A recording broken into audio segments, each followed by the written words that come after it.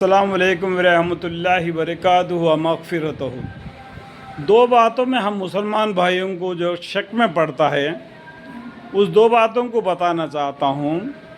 غار شور کا معنی یہ ہے کہ پیغمبر صلی اللہ علیہ وسلم کو اللہ تعالیٰ نے مکہ چھوڑ کر مدینہ جانے کے لیے کہا، تو پیغمبر صلی اللہ علیہ وسلم مدینہ جانے کے لیے تیار ہو رہے تھے۔ اس ٹائم پر ابو بکر صدیق رضی اللہ عنہ انہوں بھی ان کے ساتھ جانے کے لیے تیار ہو گئے۔ دونوں مل کے جب مکہ کو چھوڑ کے مکہ سے باہر آ گئے، مکہ کی طرف دیکھ کے آنکھ بھر آنسو آ گئے ہمارے پیغمبر صلی اللہ علیہ وسلم کو، اپنے وطن کو چھوڑ کر میں جا رہا ہوں اللہ کے حکم سے مدینہ کو۔ جب جا رہے تھے تو قریش کے لوگوں کو یہ معلوم پڑا کہ ہمارے پیغمبر صلی اللہ علیہ وسلم اور ابو بکر صدیق رضی اللہ عنہ نے مکہ چھوڑ کے مدینہ جا رہے، تو ان کا پیچھا کرنا چاہا۔ تو ان لوگوں نے کیا کیا، ان کو پیچھا کر کے ان کا خاتمہ کرنے کا ارادہ تھا، لیکن اللہ کو یہ منظور تھا کہ اللہ نے کیا کیا، ان کو غار شور میں ان کو حفاظت کیا۔ 3 دن اور 3 رات اس غار سور میں چھپ کر رہ گئے۔ تو وہ غار سور کو کیا کیا، یہ مکڑی کا کیڑا ہے نا، وہ کیا کیا، وہ جالی بنا دیا۔ مکڑی کا کیڑے کا ایک سورہ بھی ہے قرآن کے اندر میں، مکڑی کی سی مثال ہے بول کے۔ مکڑی کیا کرتا ہے، جسٹ چند گھنٹوں کے اندر میں اتنا بڑا جالا بنا دیتا ہے کہ وہ غار سور کو اپنے جالی سے اس کو بند کر دیا۔ اس کے سامنے کبوتر نے انڈے ڈال کے اس کبوتر نے اس کے اوپر انڈے کے اوپر بیٹھ گیا۔ جب قریش کے لوگوں نے جو ڈھونڈتے ہوئے غار سور کے پاس آئے تو انہوں نے سوچا کہ اس کے اندر بھی کوئی نہیں گیا، کیونکہ اگر گئے ہوتے تو یہ جالا بنا ہے نا جو مکڑی، وہ جالا ٹوٹ گیا ہوتا۔ یہاں پر جو کبوتر بیٹھی ہے نا وہ یہاں سے اڑ گئی ہوتی۔ تو یہ سوچ کر وہ لوگ نے غارے کے اندر میں نہیں گئے، جہاں پر اندر میں ابو بکر صدیق رضی اللہ عنہ ہمارے محمد مصطفیٰ صلی اللہ علیہ وسلم دونوں نے وہاں پر اللہ کے حکم سے چھپے ہوئے تھے۔ ان لوگوں نے وہ پہاڑ کے اوپر چڑھا تو چاروں طرف نظر کرنے لگے، تو اپنے نیچے پیروں کی طرف نہیں دیکھا۔ تو اندر ابو بکر صدیق رضی اللہ عنہ نے بولا، یا رسول اللہ، اگر وہ قریش کے لوگ اگر اپنے پیروں کی طرف یعنی نیچے کی طرف دیکھتے تو ہماری کیا حالت ہے؟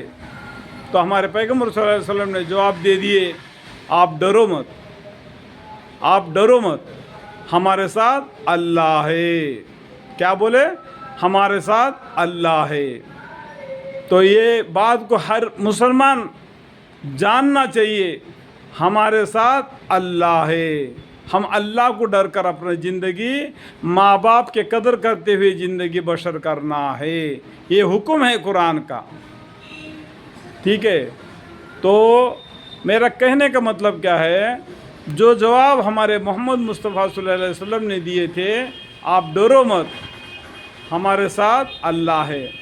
جب موسیٰ علیہ السلام اور بنی اسرائیل کو لے کے فرعون سے نجات پانے کے لیے نکل گئے راتوں رات، سامنے لال دریا ہے، سمندر، اور پیچھے فرعون اور اس کے لشکر آ پکڑنے کے لیے بنی اسرائیل کو وہ لوگ نے پیچھا کیا، تو بنی اسرائیل نے موسیٰ علیہ السلام سے کہہ دیے کہ اے موسیٰ علیہ السلام، ہم تو پکڑے گئے، ایک تو سامنے لال سمندر ہے اور پیچھے فرعون اور اس کے لشکر پڑا ہوا ہے، اب تو ہم پھنس گئے۔ وہ مینکھے والے بادشاہ اپنے آپ کو خدا سمجھتا ہے، وہ ابھی ہم لوگوں کو ایسا سزا دے گا کہ نہ جانے۔ تو اس ٹائم پر موسیٰ علیہ السلام نے بھی سیم یہی جواب دے دیا کہ آپ ڈرو مت، ہمارے ساتھ اللہ ہے۔ موسیٰ علیہ السلام نے کیا بولا؟ وہی بات جو محمد مصطفیٰ صلی اللہ علیہ وسلم نے کہی تھی، وہی بات موسیٰ علیہ السلام نے بھی کہا کہ آپ ڈرو مت، ہمارے ساتھ اللہ ہے۔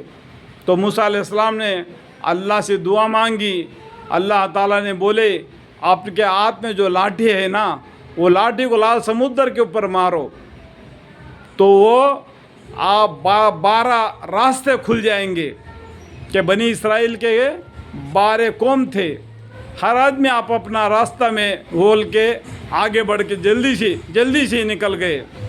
تو فرعون نے کیا سوچا، جب وہ لوگ جا رہے تو ہم کو کیا ہے، وہ تو اللہ کے حکم سے جا رہے، یہ فرعون کو کون سا حکم ہے؟ انہوں نے کیا کیا، ان کو جلدی سے جا کے پکڑ کے ان کو سزا دینے کے لیے ان بھی ان کے راستہ ہو لیا۔ اللہ تعالیٰ نے بنی اسرائیل کو آگے لے کے گئے۔ جب پیچھے سے فرعون اور اس کے لشکر پورے جب سمندر کے اندر آ گئے تو اللہ کے حکم سے سمندر سمٹ گیا، جیسا کہ تھا ویسا ہو گیا۔ تو پورا فرعون اور اس کے لشکر سب ڈوب کر مر گئے۔ اس کا کہانی آپ کو قرآن میں اور بھی آگے بہت سے آ جاتا ہے۔ کہنے کا مطلب کیا ہے، اللہ تعالیٰ نے وہ موسیٰ علیہ السلام کو اور بنی اسرائیل کو دریا سے پار کر دیا۔ اسی طریقے سے حضرت محمد مصطفیٰ صلی اللہ علیہ وسلم کو غار حرا سے 3 دن 3 رات مسلط طور پر وہاں پر رہے۔ دیکھو بھوکے پیاسے رہ گئے تو ان کا حالت کیا تھی۔ جب 3 دن 3 رات کے بعد میں وہاں سے نکلے اور مدینہ کے طرف روانہ ہو گئے۔ اس کا پیچھے بھی تھوڑا سا کہانی ہے، اتنا بتانا آپ کو میں چاہتا ہوں۔ غار سور، غار حرا کے دونوں کا مطلب کیا ہے۔ غار سور کے بارے میں تو میں ابھی آپ کو بتلا دیا۔ ابھی غار حرا میں کیا ہوا، ہمارے محمد مصطفیٰ صلی اللہ علیہ وسلم ہمیشہ جا کے اللہ کے ذکر میں مشغول رہتے تھے۔ غار حرا میں وہاں پر اللہ کے حکم سے جبرائیل علیہ السلام آئے تو ہمارے پیغمبر صلی اللہ علیہ وسلم کو دکھائی دیے۔ انہوں نے بولا پڑھ اقرا اللہ کے نام سے، یہ آیت بولتے ہیں۔ میکزیمم جتنے بھی جو دین کے سمجھدار بڑے لوگ علم والے یہ بولتے ہیں۔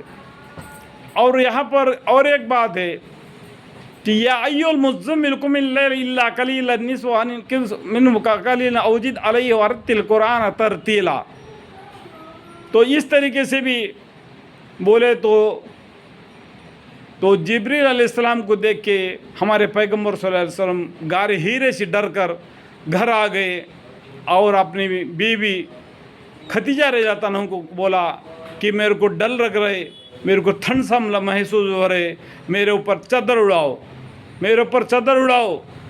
اس ٹائم پر ان کو چادر اڑائی تھی تو اللہ تعالیٰ نے ان کے چادر کے اندر میں اوڑھنے کے باوجود بھی وہاں پر بھی وہی نازل ہوئی، یا ایھا المزمل قم اللیل الا قلیلا نصفہ انقص منہ قلیلا او زد علیہ ورتل القرآن ترتیلا۔